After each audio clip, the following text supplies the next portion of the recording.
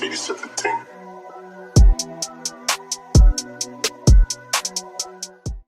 Hello, everybody. Welcome back to another episode of the Liberators Podcast. Today, we have a very special guest, Ms. Candice Blacknall, who is an MD, MBA, and is the CEO and co-founder of gaba, a career development platform and community. Candice has been passionate about giving back through innovation and service since her time in the Army.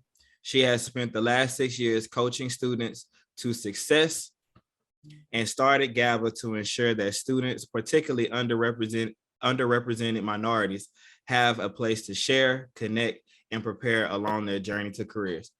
Please welcome me in introducing a very special guest, somebody that has a lot of information, a lot of knowledge and understanding, and just, a total innovator in this tech space, Ms. Candice Blacknall. How you doing?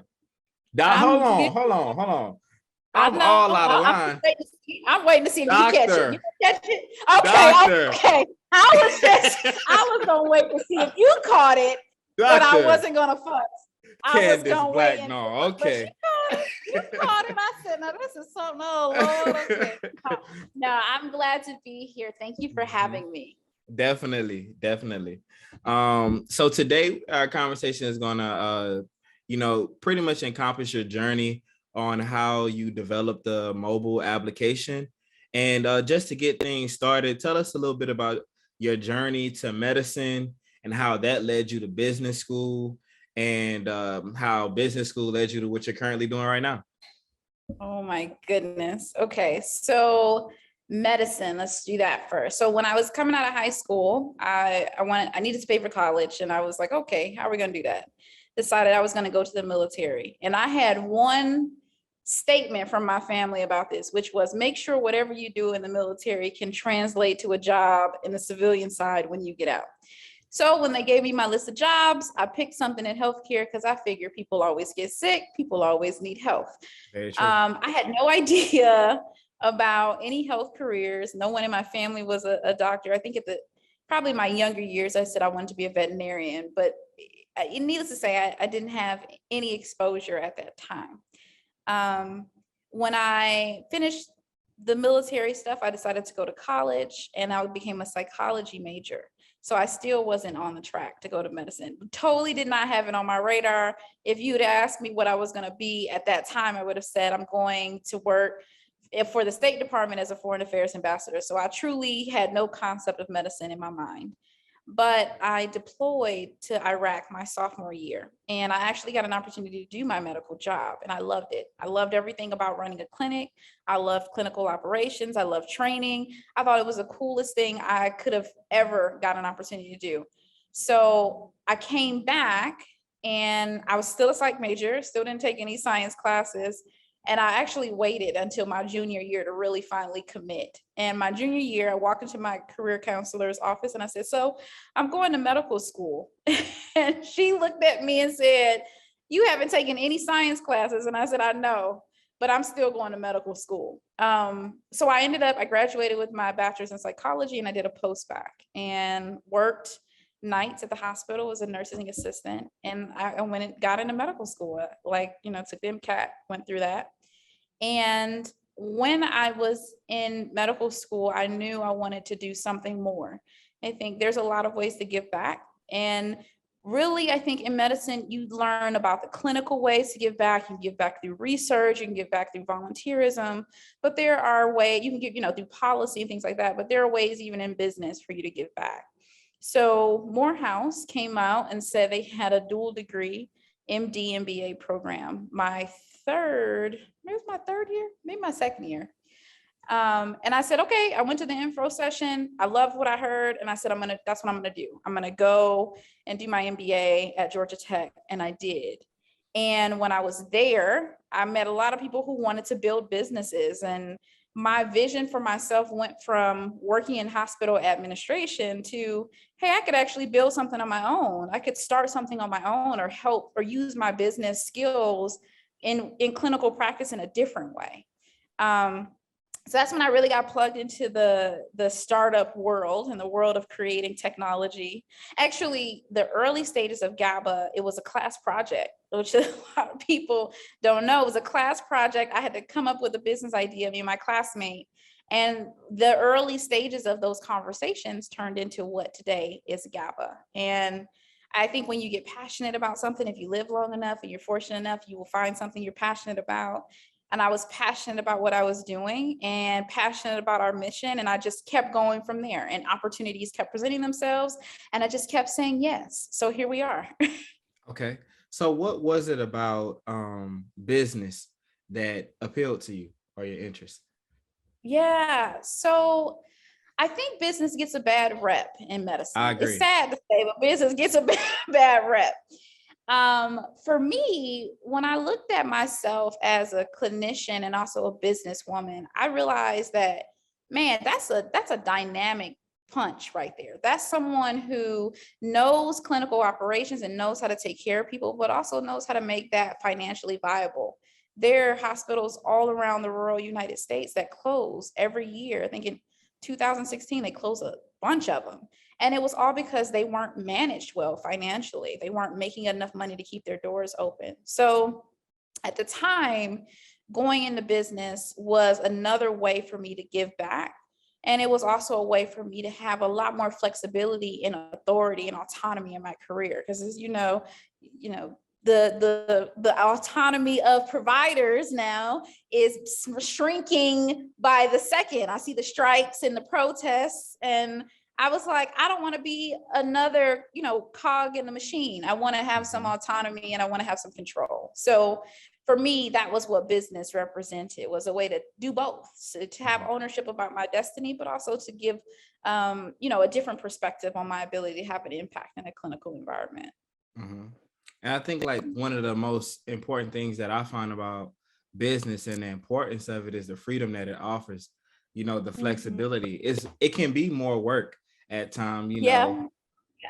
as I'm as I'm sitting here talking to you, I can see the weight that it can have sometimes, but you're building something that you'll control, that you'll own. And I think medicine, unfortunately, sometimes sends us through this course, but doesn't give us those tools to control our own destiny beyond school.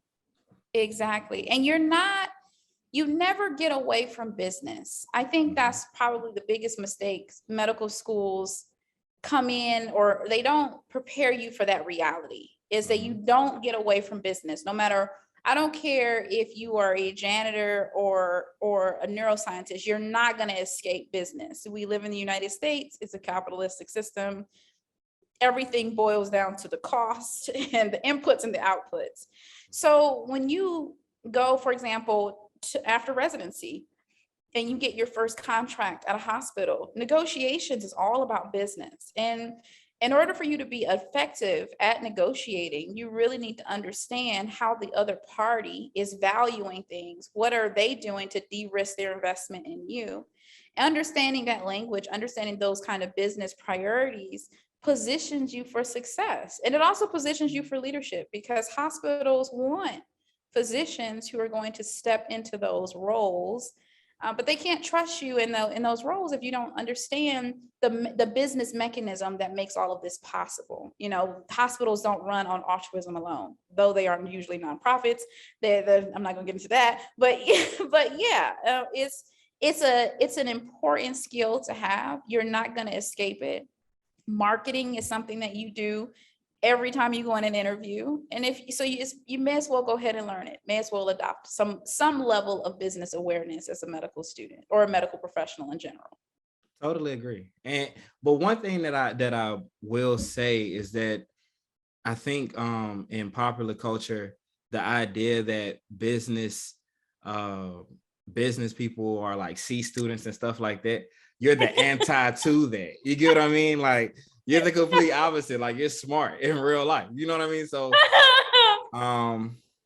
how has that been for you, crossing over from medicine? And I think probably when they realize that you are MD, that's probably a shocker for a lot of people, right? Yeah, I mean, well, Georgia Tech is an amazing and welcoming environment. So they really want you to be there. It is definitely, hands down, not the rigor of being a medical student, particularly that second year of medical school. I feel like if you can make it through that, you can make it through anything. Nothing is ever hard again. um, and so it's definitely not the rigor. I would say it's like a language, right? We speak the language of medicine, we speak the language of science, and they speak the language of business. And you're learning a new language. It's just the vocabulary and the structure of that language is different. But they also put an emphasis on something that I think more medical programs could benefit from, and that's the power of people and the power of network.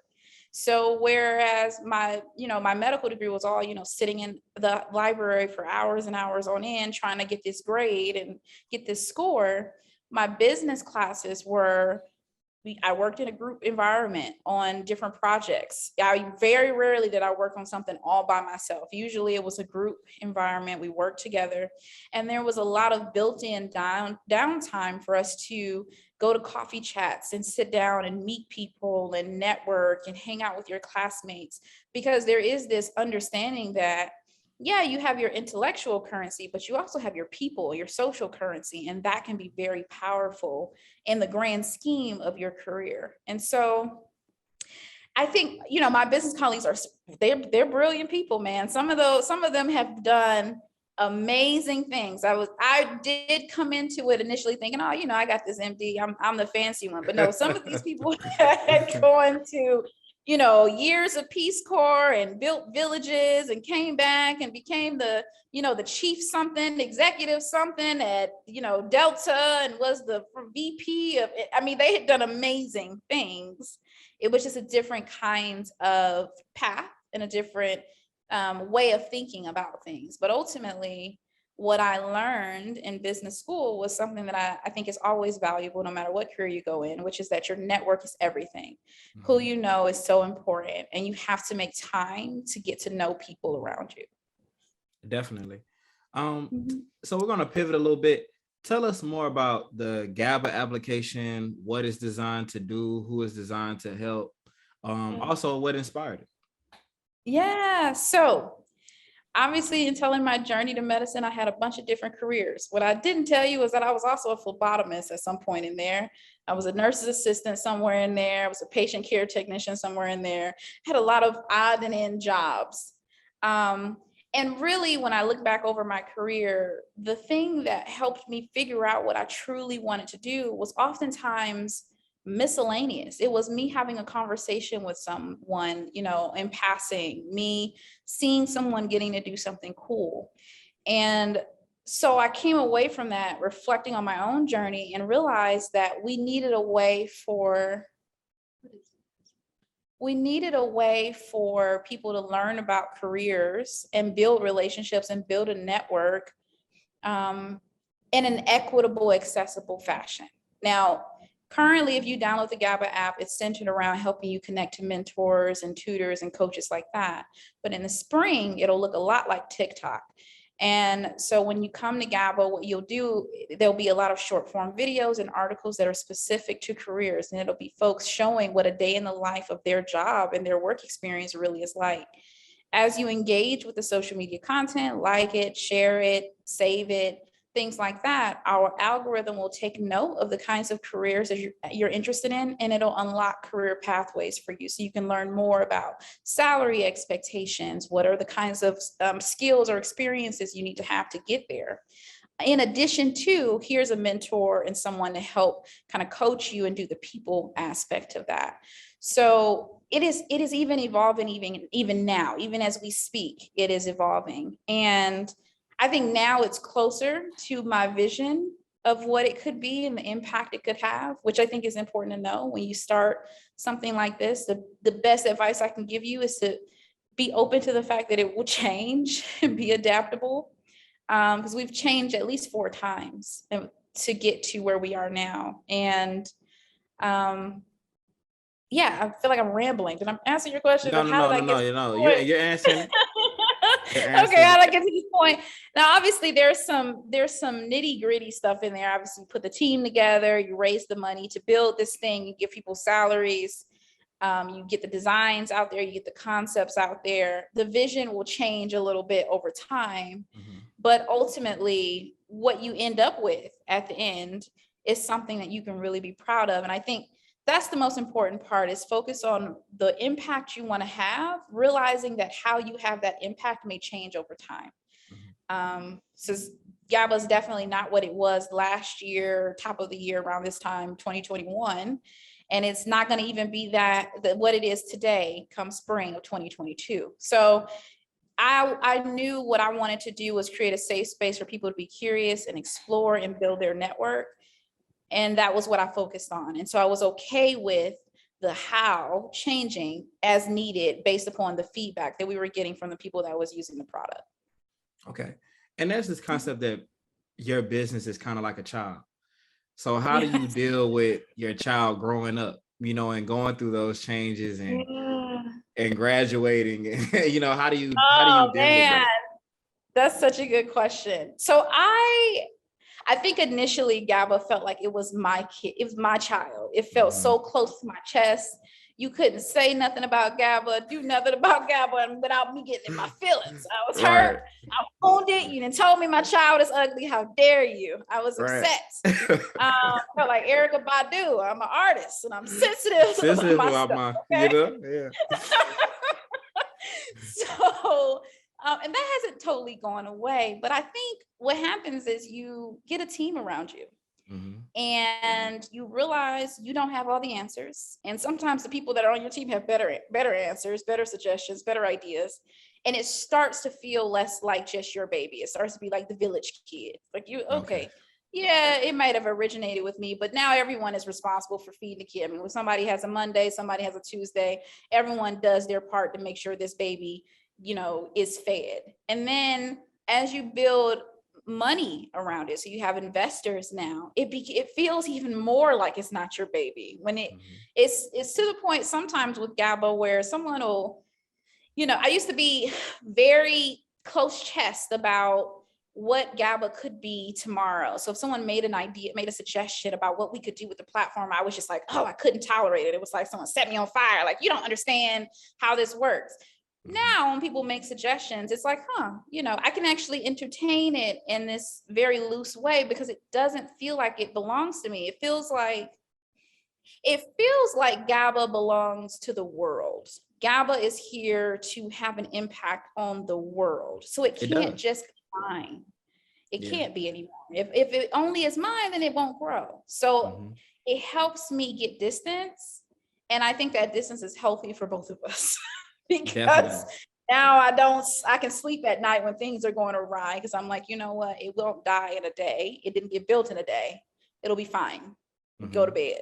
I'm not sitting up all night pacing, waiting by the phone like you would if your kid was lost. So that your relationship to your concept does change over time, especially as you get more hands in the pot and you realize like there's no way you're going to get this thing off the ground with just you. The more you realize like your kid needs more than just you, they need not just mommy, daddy, mommy, daddy, but like uncle, auntie, like all these people are important. Then you start to feel less, clingy about outcomes. Okay. And with like building your team, I noticed that you have a very diverse group of people. That spans talent, as well. How do you go about resisting the urge to like hire your friends or hire people that hire people that you feel comfortable with? You know what I mean? Like how do you avoid that? Initially, you don't. Initially, you have this idea, you don't have any money. And I would recommend you not put a whole lot of your money into your idea. I know that sounds so counterintuitive because we all want to do it, but don't. Try not to. Go out there and get a grant. Have somebody else pay for it. But initially, you will hire your friends, your peers, and they will help build the initial designs and the initial version. And then you'll be able to take that version and that vision and you'll be able to pitch it to different investors or competitions. There are things called pitch competitions where you can actually win a grant. I think the largest one we've won so far is $96,000. And you can win a grant. I know. Right, raise the roof. Yes, praise. And so you can get grants but you have to have a concept of what you're building. You have to be able to tell that vision of what this is going to do and how the impact it's going to have. And so those initial friends, they help you get that. And somebody says, oh, I love that. And they put a little money in your pocket, and then you fire your friends. And don't feel bad. Don't feel bad when you got to fire your friends. You'll fire your friends, your sister, your mom, all those people that helped you. And you fire them, because the reality is you need better talent. You need better people. Some of those people will stay. We have one GABA team member. She runs our social media accounts, and she's been with me almost since day one. And so she can keep track of the history and progress, but she is rare. All of the people we had, she's the last of the Mohicans. That's it. All of those people are gone. They all went on their way, either fired or they gracefully exited the company. And that's part of it, right? When your kid goes to high school, they need different things. When they go to college, they need different things. Your responsibility as a parent or your responsibility as a CEO is to make sure you're providing this machine the resources it needs to go to its next level. And sometimes that means cutting the weight or getting better talent on board where you ordinarily couldn't afford to. So it's okay to hire your friends. Just know that one day you will fire them. So structure your contracts accordingly. I mean, I know that's harsh. It's not though, because it's business, it's business. And I think it's hard sometimes for people to understand that doing what's best for your business isn't disloyal. You get what I mean? Not. Like my relationship with you as a friend has nothing to do with your position. Exactly. In this company. Exactly. But it can feel like that for them, of course. Yeah, it can. And you just tell them, you're building to be a Black person in technology, to be a Black woman in technology is unheard of. Right. So you just have to tell them, like, you have a vision for a company, but you have to also recognize what you represent. Mm-hmm. And so when you walk in that room and you say, oh, I'm building this technology product, not I have a hair product or I have a skincare line or I sell candles, people sit up like, what? Mm-hmm. They've never heard of that before. Wow, how did you? And they have a lot of how and why. And some of it's curious and some of it's doubtful. Right. But needless to say, you represent something very, very powerful for your community. And you have a responsibility. And so you can't stop that. You can't stop that vision and that engine for any one person. So I've luckily had people who very well understood it's time to go. Right, it's time to go. You knew this was coming. Thank you for your service. Here's your stocks. Good day to you. I got to go continue to raise this business, because otherwise what I just put in your hand in terms of shares means nothing. Right. So I want you to get out my way and also cheer for me on the sidelines so that what you have means something, because I'm out here winning. So I want you to let us win. I'm winning for you. You want me to go out here and make this money and make it happen for you. And I think everyone was like, you're right. You're right. And I was like, yeah, because basically you own nothing if I don't do what I need to do. And they're like, definitely. Right. Yeah. So where do you see the app being in the next 5 years, or maybe 1 year? Because I know you say it's changing month by month, so. So in 1 year, GABA will quite literally be global. We just signed a deal this morning, actually, with a major. Congratulations. Thank you. That's 20 million people around the globe. And so sometimes I have moments where I literally get off the phone sometimes and I'm like, who in the world do I think I am? Like, I just cannot believe the conversation I just had. Strong.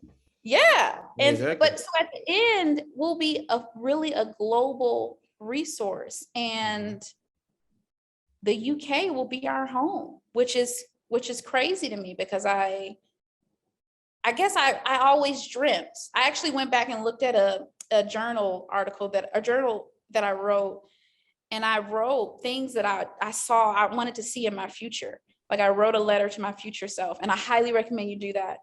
Write a letter to your past self, tell yourself thank you, and reflect on everything that you've been through, but also write a letter to your future self. And so yesterday I went back and I read that letter, and I was just blown away by how much of that stuff is coming to fruition, and also how funny some of it presented. Because I would ask for, like, I don't know, a lot of fruit, and then I'm like, I didn't get a lot of fruit, and then I realized, yes, I did. I got a lot of fruit snacks. Like, it's like, it's always interesting how the universe play with you a little bit, but Right. yeah. So in the next year, that's where we'll be, and and I have no reason to suspect that we'll be slowing down anytime soon. Yeah, me either. It's just, there's also like this concept that I was telling you about in the book that I read called How to Build a $1 Billion App, where the beginning of building a business sometimes can feel so linear, but over time it becomes exponential.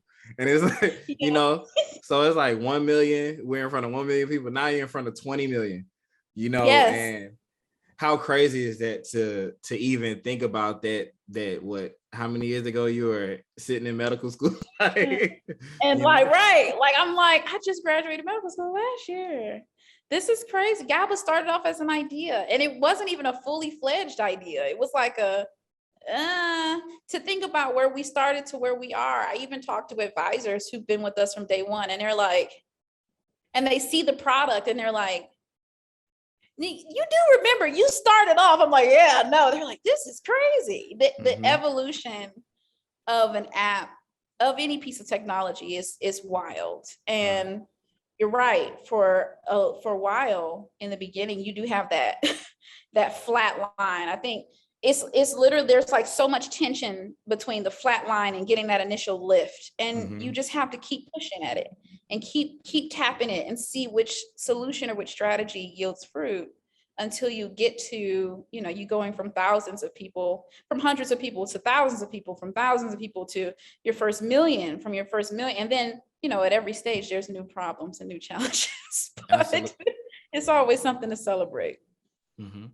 So for those who have an app idea, but they just can't figure out the process of developing it from a concept, like you said, to a wireframe, to a beta version, to, getting coders, getting people to fix the bugs. Yeah.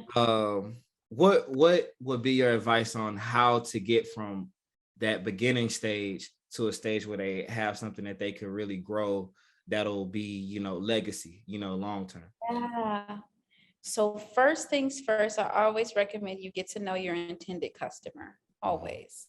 So for us, because we work in education, we serve students. And so we started off building a social media presence. You can that can be your first reach out into the world. We started off doing that. And as we were interviewing and going out and talking to people, that becomes so important.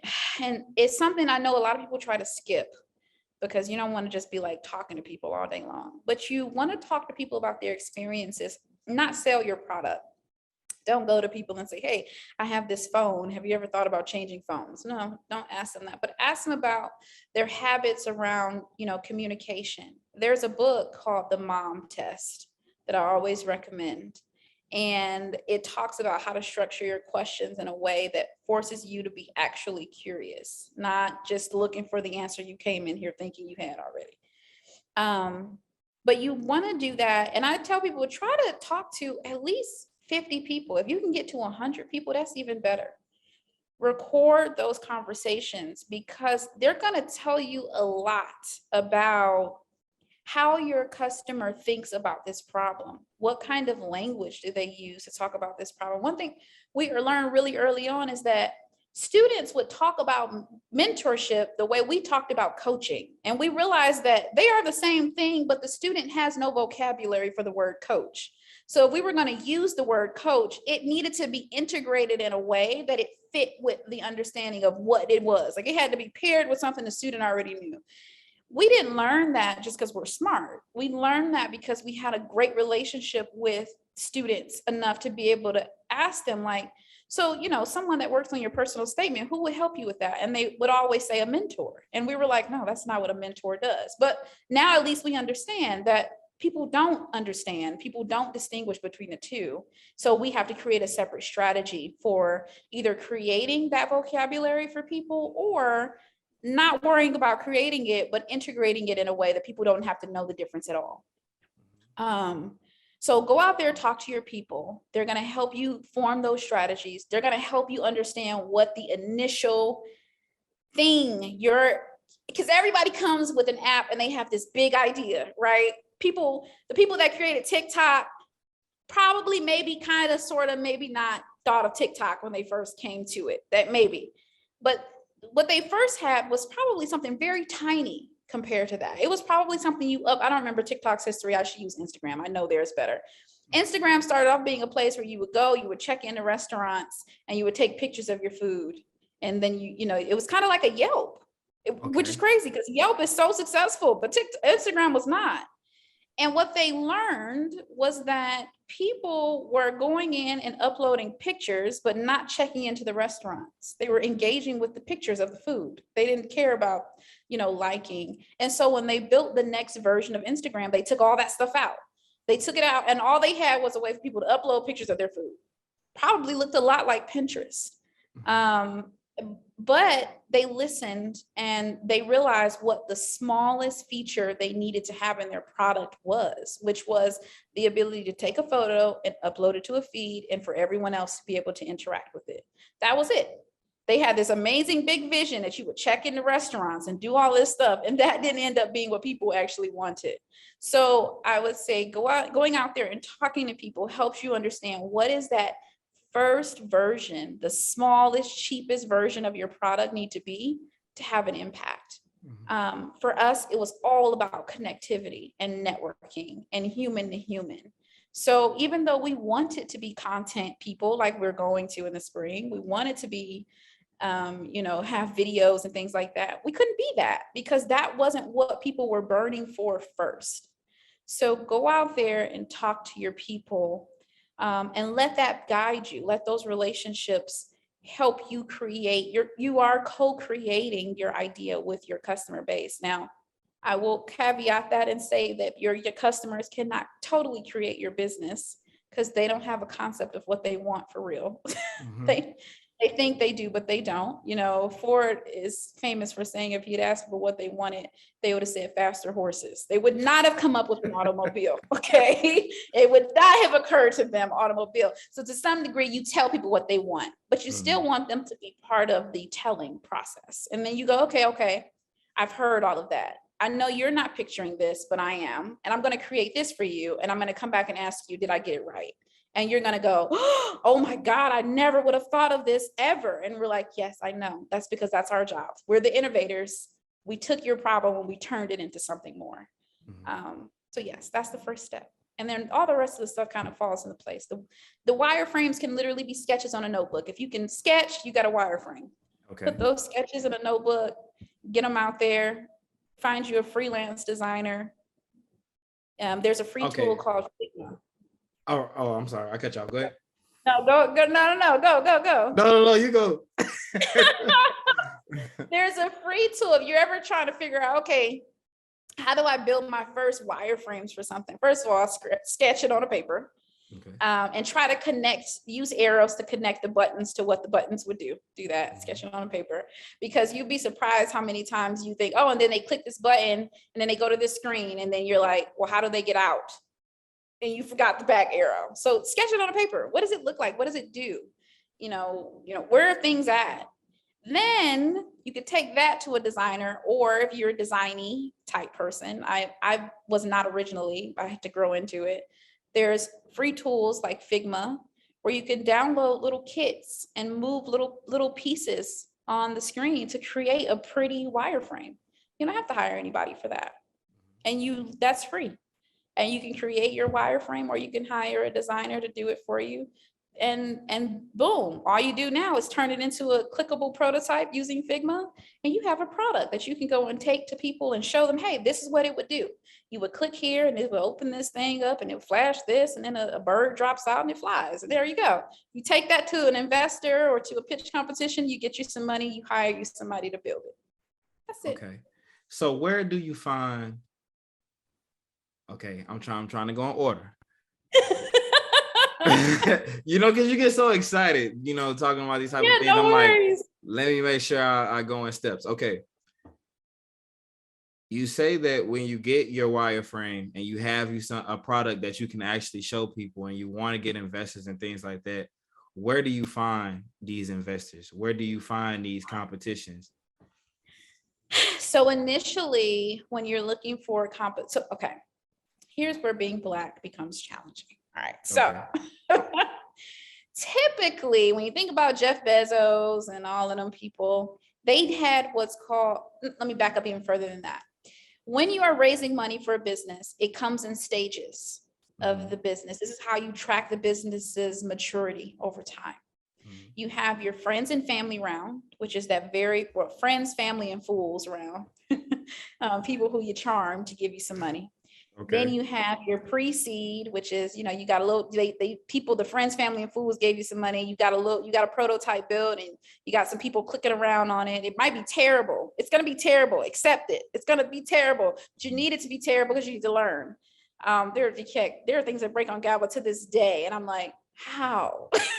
But, and then you go to your pre-seed round. And so that is the pre-seed round is, hey, I've gotten this many people to sign up. Here's what they're said about it. Here's what I think I've learned. And here's the team I put together to try to get this thing off the ground. Then the pre-seed, they're going to give you a little bit of money. And then you go to your seed round. Seed round is typically where you start raising $3 and $4 million. Anything under like $2 million is pre-seed and below, right? People are writing $500,000 checks these days. So you go to your seed round. When you have your seed round, it means you have people using it and people are paying you for it and people love it. And you're like, I think I got something here. I finally figured it out. Before this seed, everyone knows you don't know what you're doing. You don't talk about it like you don't know what you're doing, but everyone expects that your idea, your product will be changing. You'll be giving updates on a regular basis. It's like, here's what we're learning. Here's what we're seeing. It's all experimentation. At the seed round, this is when you're saying, I finally figured it out. Every time I talk to a customer, they understand what I'm talking about. We're getting lots of sales now. I figured out how to do this. I figured out how to do that. I get it. I understand. I have a team. We've made this many sales, but you know what? If we had another $3 million, boy, I could grow this thing out the water.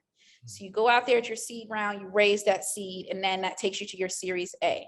At your Series A, you are a full-fledged, hardcore business now. You good. People come to you. It's easy to raise money at a Series A. They come to you and they go, what's your revenue? So, oh, we're making $10 million a month. We're doing this and this. And they go, okay, well, how do you want the check cut?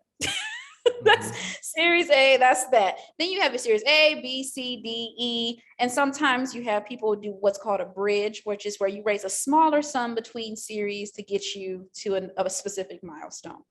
So it happens that way. Now let's talk about that very first round, friends, family, and fools. Typically, when you talk to the average Black or Latinx founder, they don't have a friends, family round. Because most of our friends and family don't have money just laying around or throwing somebody's dang fool idea. Say that again. Say that one more time. You go to your Nana, be like, Nana, I want to build this app. She gonna say, baby, stay in school. Right. Typically we don't have that. We don't have access to that. And so now there's a big conversation happening in the investor space about how systematically racist it is for them to even think assume that that's the norm. Because most Black founders, most Latinx founders don't have those people. So what replaces your friends, family, and fools round is oftentimes pitch competitions and grants. So the way you find those is go to the internet. You go to the internet, you search pitch what I do, I have a YouTube video about this and I will share it with you. How to automate a bot to do this for you. But there's a bot and you can program it to scrape Twitter and scrape the web looking for certain keywords, and it'll compile a list of pitch competitions for you. And then from there, you just create a spreadsheet just like you did for medical school secondaries, and you apply for them before the deadline comes up. You have a form with your pre-filled questions. Keep a document with questions you ask over and over and over again. And it's a numbers game. The more you apply for, the better you get at pitching, the better the more feedback you get, the more refined you get, until you get to where we are, where we've won close to $500,000 in pitch grants. And that is very different, not very common to hear, but I think it's because I got really good really fast. And one of my gifts is storytelling, which I did not know until I got out here. And then I was like, oh, apparently I could tell a story. Who'd have knew? So yeah. So that's what you do to raise the money at the friends and family round. And while you're doing that, you're also building out the prototype, doing the wireframing and things like that. And then one day you launch an app. Okay. There's no set time frame. It could take 6 months. It could take a year. It could take, in our case, 𝐷ABA used to be a website. In January of 2021, 𝐷ABA was a website. In September of 2021, 𝐷ABA was an app. So that much time to get the app together. But that's coming from us having a concept and having already been around for, a year, essentially, at that point. So it can take, I count that, so probably a year and a half to actually get to an app from where we were. Okay. And it's something that I don't want to zoom past, which is you were doing this simultaneously. With school. That's not normal. You're right. That is not normal. Yeah. You're right. So how? Yeah. How did okay. So okay. Yeah. So that's a good question. I don't know. It's the short answer. I because at this point you have a team. Yeah, now I do. And there are honestly times when I look out at my team and I'm thinking, how on earth did I do this without you? How? I don't know how it was all of these people at one time. Here's what I will say about the business and managing the growth and development. It all cannot be done in one day. And so be realistic initially about your timeline. Even though I'm full-time now with 𝐷ABA, I've only been full-time since June of 2021. And I remember because I got my first paycheck and I was like, oh my gosh, I'm paying my own salary. Here we go. In June of 2021, 𝐷ABA was born May 18th, 2020. I remember because it's like my child, May 18th, 2020. And so it took me over a year to get my first paycheck. Over the course of that year, I did not accomplish much. Over the course of that year, I was talking to customers. I was working with my friends on, different wireframes. I did an accelerator program, which is something I do recommend, an accelerator or something called an incubator, which is a program that teaches you how to develop a startup, how to think about creating a startup. It's a great way to just kind of get a launch. You learn all this stuff in a short period of time. And sometimes they'll even put money in your pocket. So in our case, we did an accelerator out of Georgia Tech called �createX, and they gave us $4,000 to build a prototype. And during that time, all I did was talk to people. I built a website in Wix to see if people would sign up for a concept, which is something called an MVP. MVP is just you basically just testing it to see if people would be interested in this thing. And that's a minimal viable product, right? Yes, yes. And also at the point of you building this, is this in your MBA year? Or is this in your fourth year? So I started in my MBA year and it carried over into my fourth year MD. but I didn't make a ton of progress. You have to think at that point, I didn't really have a product. I graduated medical school in March of 2021. GABA became a website in January of 2021. So it wasn't like I was making crazy gains over time. I was gradually making progress to something. I was talking to customers. I was getting out there and pitching investors, much to my frustration, because no one told me that I was too young to be pitching investors. No one told me. I just knew you're supposed to go out here and you get money. I was pitching investors and they were saying no. And honestly, investors don't say that anyway. They're gonna say no, no, no, no, no all the time. But at that stage, that was a blow for me and so for a long time, that was all I did was work with my team. We did some wireframes. I built this little Wix website for people to sign up.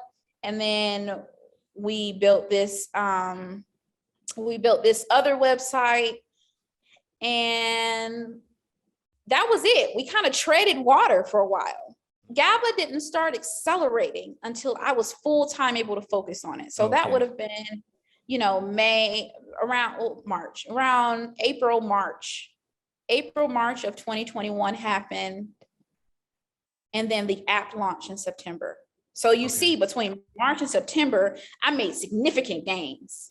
So I would say if you're in school, you're doing this alongside a bunch of other things, be realistic about what you can do and don't try to do everything at one time. The most important thing for you to do is talk to your customer and build relationships with those people.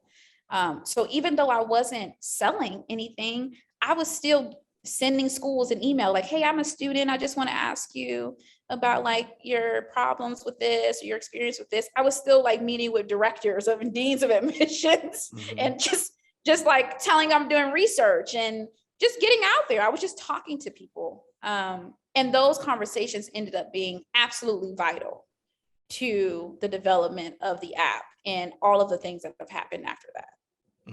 Okay. So how much would you say it generally costs to get your first app out? It depends on what it is. Yeah, it depends on how fancy. It also depends on if you are, I think another thing that can hurt you or help you is the contractor you hire. So I only made the mistake of hiring a contractor one time. When you say contractor, what do you mean by that? Like hire someone through like one of these like Upwork or Fiverr or things like that. I've only done that one time.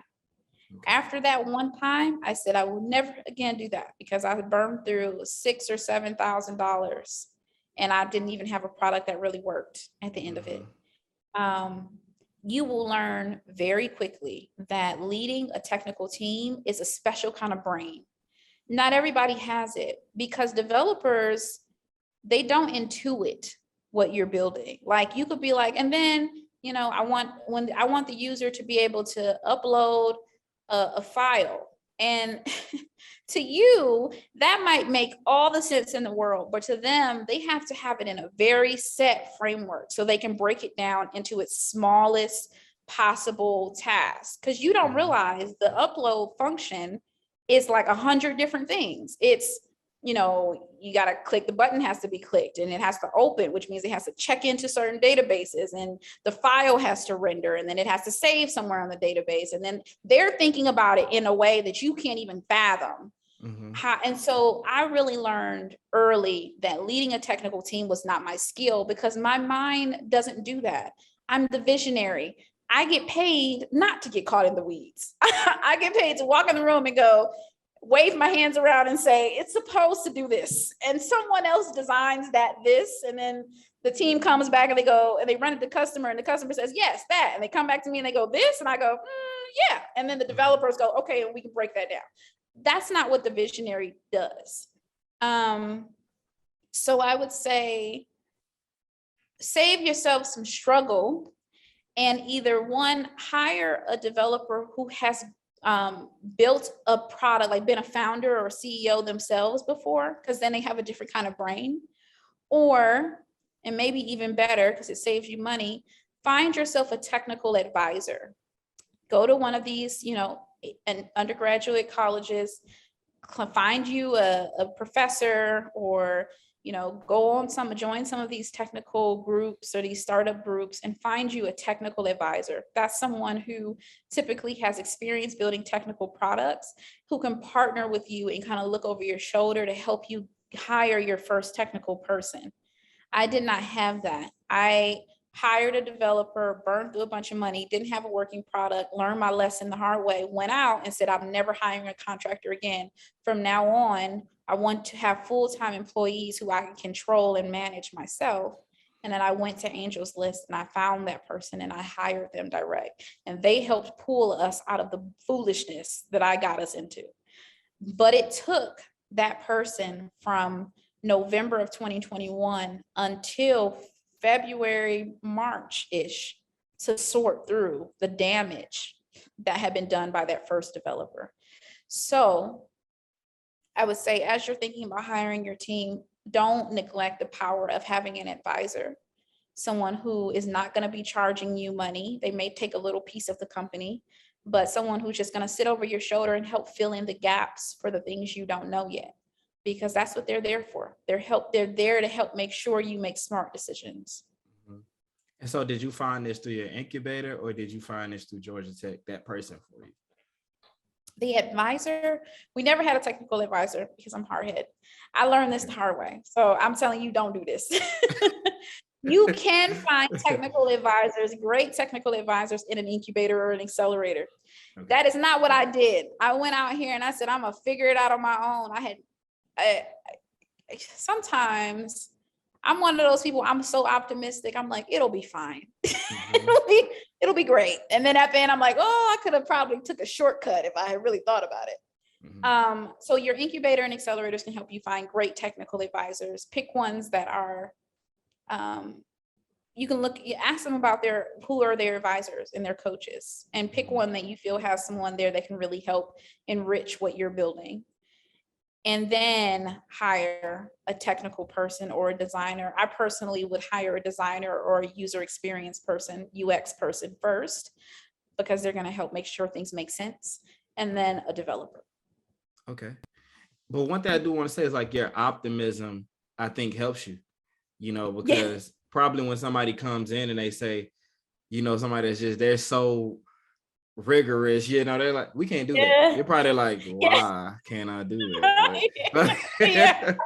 Like, we can do it. We gotta try. Yeah, exactly. You have to, and you will get that. We had a machine learning engineer was like, what you're trying to do is not possible. And I was like, why not? And he was like, we just can't. And I was like, but why? And he was like, I mean, what do you mean why? I'm like, I'm asking you why. I'm not convinced that we can't. And he was like, well, that's just not something I specialize in. I said, oh, okay, so you can't do it. Okay, so that just means I'm talking to the wrong person, no problem. But if I wasn't myself, I would have been like, oh, and I got discouraged and I would have taken it personally. You will learn very quickly in the founder world to ask, why? Tell me why. Even when people come to me and they say, oh, GABA didn't work, I hated it, I didn't find a mentor, or, this was stupid. And tell me why. What were you expecting to happen? What happened? Tell me why. Because you can learn a lot from even negative feedback. So I would say grow tough skin and learn to smile, because things are so important for you and they'll help make your product and your company just stronger. Okay. So we've gone through making the app. You finally put it on the App Store. How do you market to people and get people to support it? Child, that's a whole nother. Okay, so when you get on the App Store, they don't tell you these things. Okay. When you get in the App Store, rankings matter. They do. Okay. Yeah. And the way your store is designed and set up matters. So don't skimp on your App Store listing. Treat that thing like you're selling a house and deck it out. Put all the things in it, the images, the videos. GABA's is about to change because it doesn't even say what we do anymore.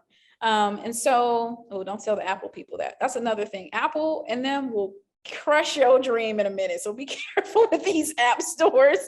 You'd be surprised how much information they ask you for, and they can definitely delay or deny your update. So when you do put something in the App Store, make sure you tested it, make sure it works.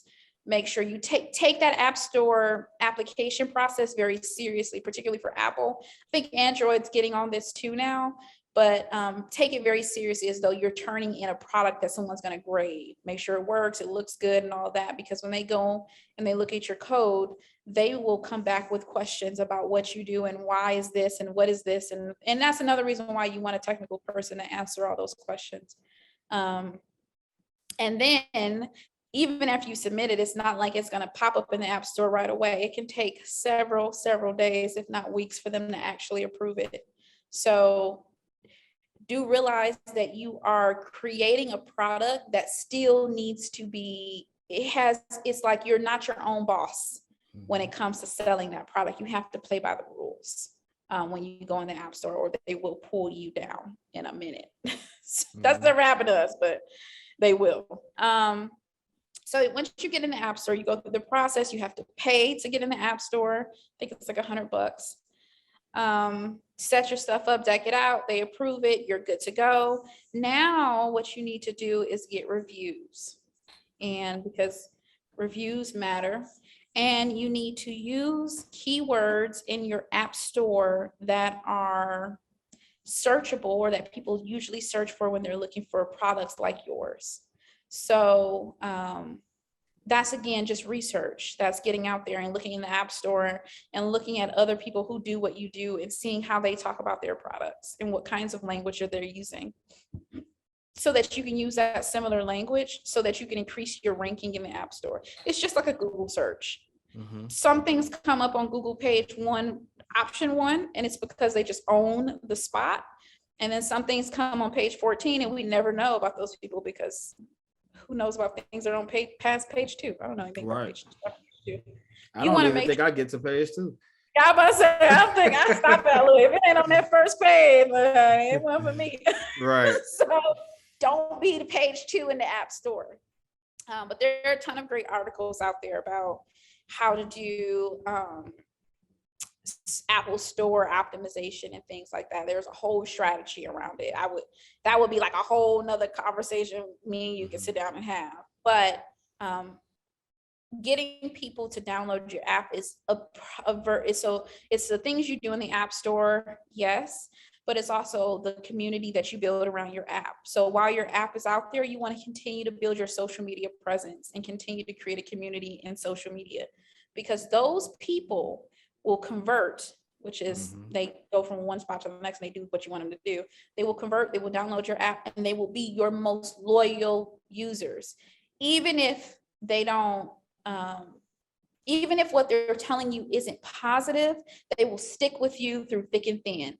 And it's because they built a relationship with you and your brand in a different environment. The people that come to us from Instagram, they are our champions. When we ask, hey, we need people to test the app, and we'll give you a cow and a candle, they're like, me, I'll do it. And it's because they have gotten to see us grow. Someone said they've been with us since we had 40 followers. And I was like, really? You've been with us for a long time? And they were like, yeah. So they've seen us grow, and they are your champions. They'll tell you when things work, when things don't work, when something looks good, when it doesn't look good. You want those people. So social media is an amazing, amazing way to build buzz around your app. And then you as the founder are the product. So just like you have this podcast, this is an extension of your company. Everything you do as a founder is an extension of your company. People will download your app, not because they necessarily have the problem right now, but because they love you and they want to know what you're doing and they want to be a part of it. And they're like, yeah. And they want to be able to say, when this thing blows up like Clubhouse, I know that person. Yeah. I was with them first.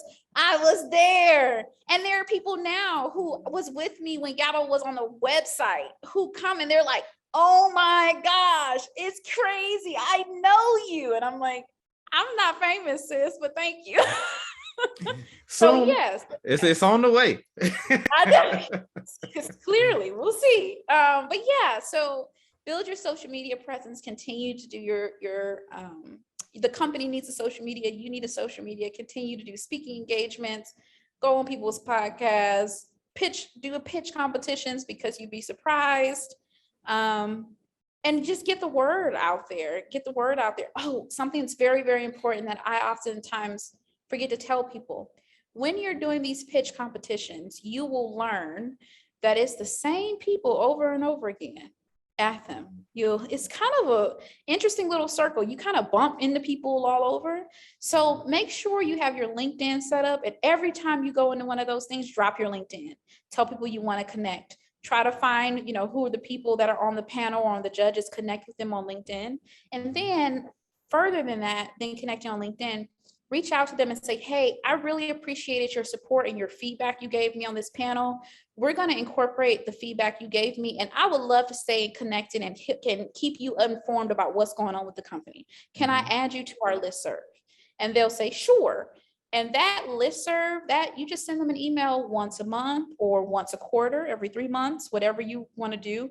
And it simply says, here's where we've done with the company. Here's where we've had triumphs. Here's where we've had losses. Here's where I'm struggling. Here's what you can do to help me if you want to help me. Those people, you cannot believe how powerful your community is. The people that are on that listserv are the reason GABA won that $96,000 grant. The reason, because I didn't know anything about it. And 2 of them tagged me in it on Twitter. It was like, you need to apply for this. This is on my feed. And I don't go on social media, so I'm blind.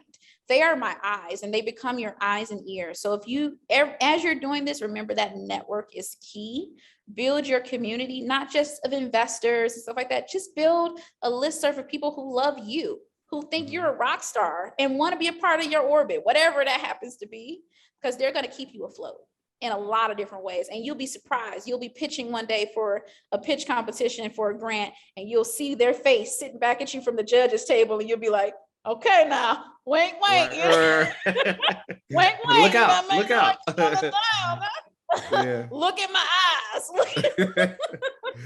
Look at my eyes. You see me up here, right? Okay, now, play me with this money.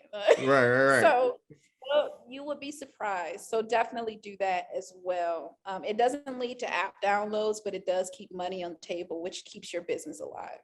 Okay. All right. That's a lot of great advice. That's a lot. Now I do want to ask you this. I got 2 more questions and I'm gonna get you out of here because I think I got you over the time. It's okay. It's okay. Okay. What advice would you give to somebody that wants to pursue their dream, wants to pivot from something that they were going for typically in career? Because I'm pretty sure you dealt with this. Like, you're a doctor. Like, yes. what are you doing? You know what I mean? Yeah. Like, people have that because they don't understand that, I'm a doctor, and what they look at is the safety of it, but they're not looking at the fact that, you about to be the next Mark Cuban. You know what I mean? They're not looking at that, they don't get it. So how did you deal with that, with the probably your family disagreeing, or how did you deal with that? You know what? I'm going to tell you the truth. Okay. As a Black person going into medicine, coming from Flint, Michigan. Okay. Being the first doctor in their family. Yeah. What I was doing was already revolutionary. The likelihood of me coming this route was very unlikely, very slim. If I had relied on their vision for me, if I let that be the determining factor in everything I did, I wouldn't be here. I wouldn't be in medical school. Okay. I'd be somewhere else. Maybe, I don't know, be me in social work, because we have a lot of social workers in our family. So I am of the belief that even though it's well-intended, family, friends, mentors, and things like that, that showing up as your full self is such a revolutionary thing to do that you almost can't continue to let people be the determinant on whether or not you continue to do that. Because if you had, you wouldn't be you, and you wouldn't be doing any of the things you're doing. I now have the mentality, when someone says I can't do something, or, that doesn't seem plausible, or, I don't know, Candice, that doesn't seem, I don't know, that doesn't seem right. My my internal conversation with myself is, okay, you can't believe me, just watch. Yeah. Watch me do it. And when I come back to you and I did it, we're just gonna smile about it. I'm not gonna rub it in your face. I'm not gonna say anything mean and nasty. You better than me. I understand. You can't, I'm sure people couldn't believe planes were gonna come out. Imagine what our ancestors would think if I told, one of our ancestors, I just got off a call with someone in front of a monitor with a green line in front of me, and they could see me and I could see them and we could hear each other. They'd be like, no way. What? Yeah. What? Yeah. So I think, and I think being a Black person in America with a dream is always revolutionary, because we go through so much to overcome so many obstacles to just get to the smallest rung. So for us to dare to climb even higher than that is so daring and so beautiful to watch and be a part of, that it's like, I can't allow the world and the people in it to tell me what's possible, because if that were the case, I wouldn't be Black doing none of the stuff that I'm doing. I like to ski. Apparently Black people don't ski. I like to swim. Apparently Black people don't swim. I can't let people and what they say be the limiting factor in what I dream about. And since I can't let them, because I wouldn't be here, then I can't let them be that in any other arena of my life. But you're right. It takes a lot of audacity to step out of that, especially because people will remind you of all the ways you're going to fail. People talk about my student loans like they going to have to pay them. They'd be like, but your student loans, I'm like, are they coming out of your paycheck? Okay, so then why are we talking about my finances? Why are you all up in my coin? Okay, let me manage my coin. Okay, I'll do this. I got this. You'll meet people who do a lot of fear, and it's okay for them to be afraid. That's their problem. Yeah, that's okay. That's their problem. That doesn't have to be my problem. It doesn't have to be my experience. Okay. I've had people say, well, what if you fail? And I say, well, it wouldn't be the first time. Absolutely. Well, what are you gonna do? What if, what would happen if last year I ran into someone who said, what would happen if, you didn't sell it? Like, what if no one bought it? And I was like, well, then I would just build something else. And then they were like, well, then what would you build? I said, I guess I'll find out when I get there. There's always life doesn't stop just because. If I was going to stop just because I had a failure, nothing would happen. So you take it in stride, and you just, some of the people you will laugh at later, and you know what, it's okay. It's okay. That's their experience. People speak from their own lens. It doesn't have to be your experience. I totally agree. I think I just had to get out of this mindset of a revenge tour. I was just like, oh, that's cool too, though. That's cool too, because I fully plan. You don't understand. You about to watch my social media change this year, because I plan to stunt just a little bit harder this year.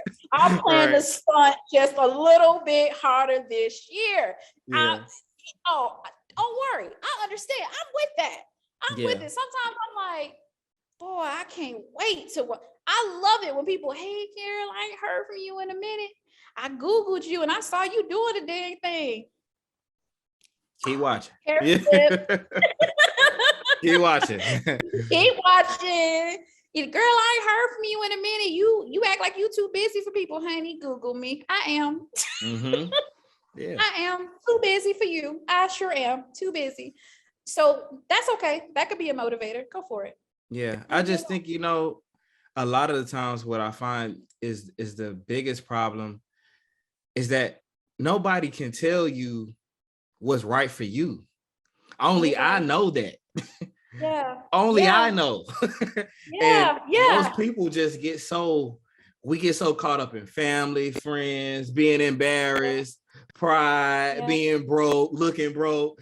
And then from that, it's just a never-ending cycle of never living your life. Yes, exactly. People ask me all the time, how did you make the decision to go and do this instead of going to residency? And I'm like, I just took a bet on myself.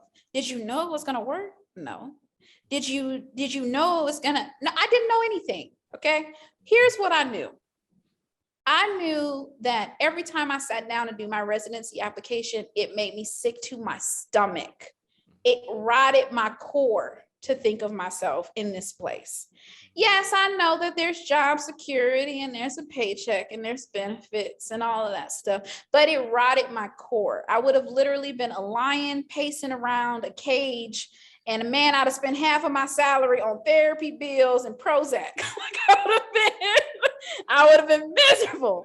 And I knew I was going to be miserable because I felt nauseous to my stomach at the idea. And everybody kept saying, oh, but if you go to residency, then you can start your business. Oh, after residency, then you can do this. And after residency, then you can. And it just felt like, you're asking me not to live my life for 5 years. Do you understand what you're asking me to do? You're asking me to sacrifice my wellness for another 5 years. I did it. I got the MD. What is the point of going to residency, getting further wrapped up in this system that I don't want to be in, not building any connections or anything towards what I truly want to be in? And what am I going to do when as it did happen, 4th year clinicals, I had an opportunity to see really where my heart was. I had an investor call. I was on internal medicine and I had to see a patient. The patient was late for their appointment. I had this investor call. I had 2 choices. I could go in there and see that patient who's not dying, probably just need a refill on their blood pressure medication, or I can go in here and I can pitch to these investors and potentially raise $100,000 for my company. My preceptor was standing right there and he said to me, the patient is here. You're going to see the patient. I turned to him and I said, no, I have a meeting and it's important. And I walked away. I didn't ask for permission. I didn't say, can I? This is my life. I am the driver. This is what I have to do. This is your life, your patient. This is where you have driven yourself. Go do your job and I'm going to do mine. And I'll see you in 30. And I walked in that conference room and I sat down and I owned that meeting with those investors. That was when I realized if I had to choose, I would never choose this. I would never choose this over that, because one of them really had my heart and the other one just had my responsibility, my sense of duty. And that's not enough to drive you crazy, but not enough to drive you for the long term. And so I had a lot of people who discouraged me. Oh, you went all this way and I had someone even say, you took a slot from someone who would have gone into primary care. You could have, someone else wanted your slot to get in medical school and then you took the slot and then exactly, tiny violin planet, but then you took the slot. And I said, and I did something marvelous with it. And I'm going to give back to the medical community through technology. It wasn't a waste. Just because I'm not going into clinical practice means nothing. And also, unless you were in that room when they voted yes on my portfolio, you don't get to reverse the decision that was made for me 4 years ago. Good day. So absolutely, people are always going to have something to say. And I think that's what I love speaking with you. I love to talk to you because even though sometimes I can tell that you're tired, you're not unhappy. Yeah. You get what I mean?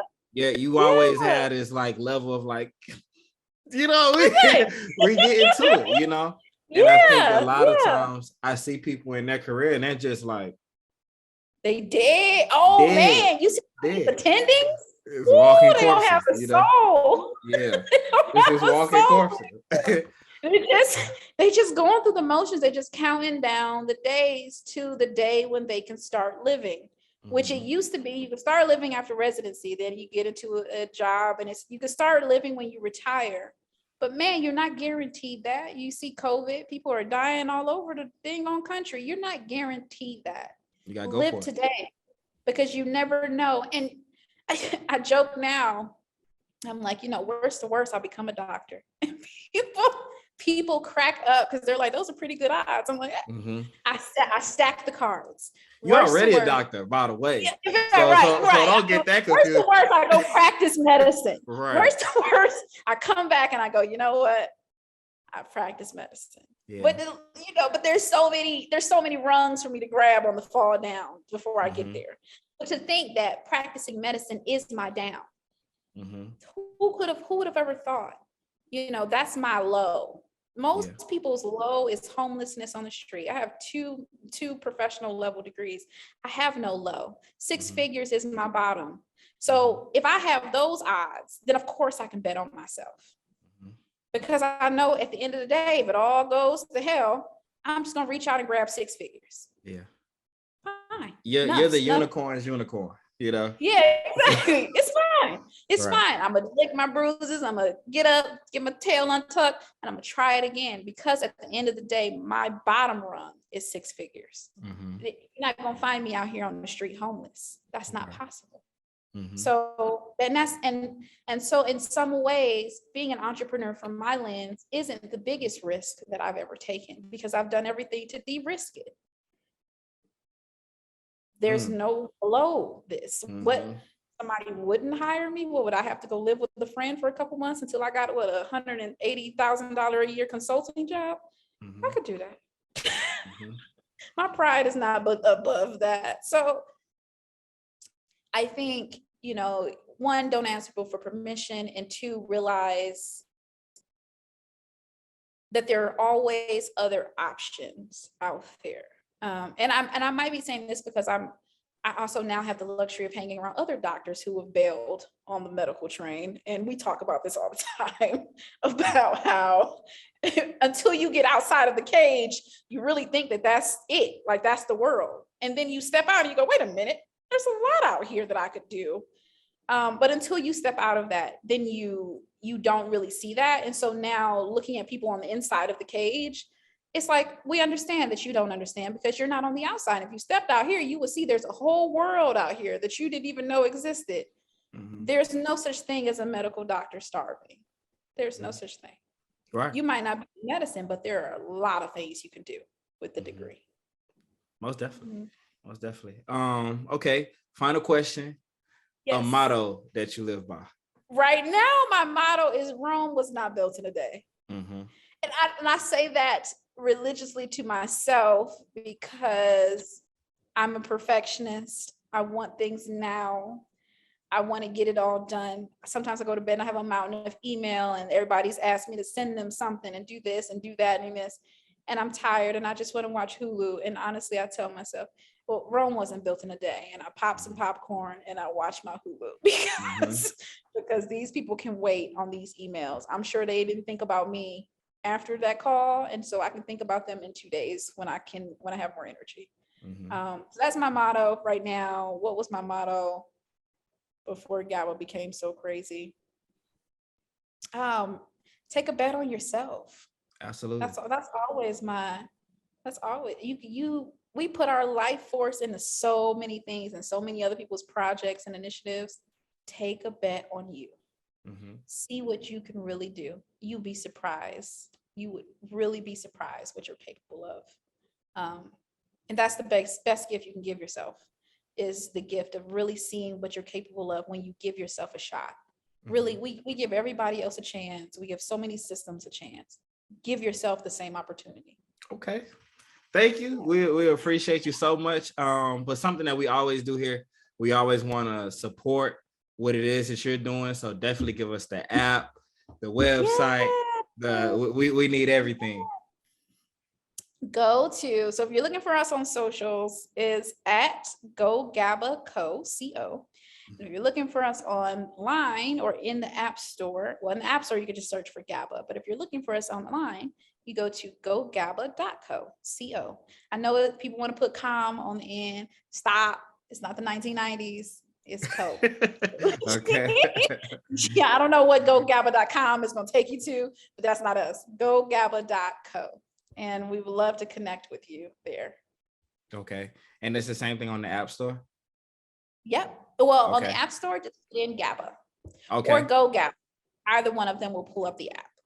All right. Most definitely. And we certainly appreciate you for sacrificing your time and coming through and giving us just so much great information on how to go through building that app and even just the life lessons and the mentality that it takes to get to that next level. So we certainly appreciate you. Yeah, thanks for having me. It's been a lot of fun. Absolutely. And we thank everybody for tuning into another episode of the Liberators Podcast.